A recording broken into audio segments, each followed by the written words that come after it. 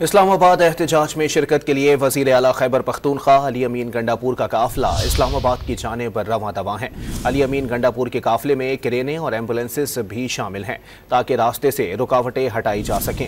خیبر پختونخوا حکومت کی راستے رکاوٹیں ہٹانے کی تیاریاں مکمل ہیں۔ آپ کو اپڈیٹ کر رہے ہیں۔ اسلام آباد احتجاج میں شرکت کے لیے وزیر اعلیٰ خیبر پختونخوا علی امین گنڈاپور کا قافلہ اسلام آباد کی جانب رواں دواں ہے۔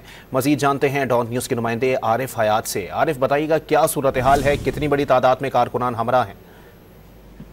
کارکنان بڑی تعداد میں ہے، ضلع صوبے کے مختلف اضلاع سے آئے ہیں اور جو مسئلہ اس وقت پنجاب کے حدود میں داخل ہو چکا ہے اور جو چچ انٹرچینج ہے، چچ ٹول پلازا، وہ کراس کر چکے ہیں۔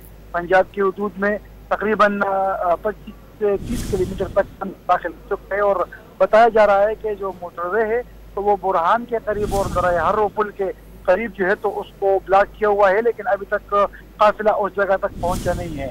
لیکن یہ واضح کروں گا کہ جیسے وزیر اعلیٰ پشاور سے روانہ ہوئے تو سوابی کے انٹرچینج پر جو بھاری مشینری، کرین اور اس کی وجہ جو پہلے سے الرٹ کیے ہوئے تھے تو ان کو قافلے کے آگے بھجوایا گیا اور جو مختلف جگہوں پر کنٹینر رکھے گئے تھے، 2 یا 3 کنٹینر، تو ان کو پہلے سے ہی ہٹا دیا گیا ہے۔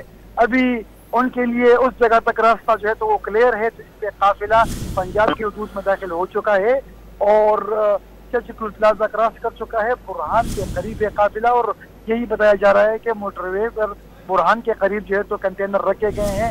ہزارہ ایکسپریس وے جو ہے تو اس کے بھی داخلی اور خارجی راستوں پر کنٹینر رکھے گئے ہیں، تو اس کو ہٹانے کے بعد ہی پھر یہ اسلام آباد تک پہنچیں گے۔ بہت شکریہ عارف۔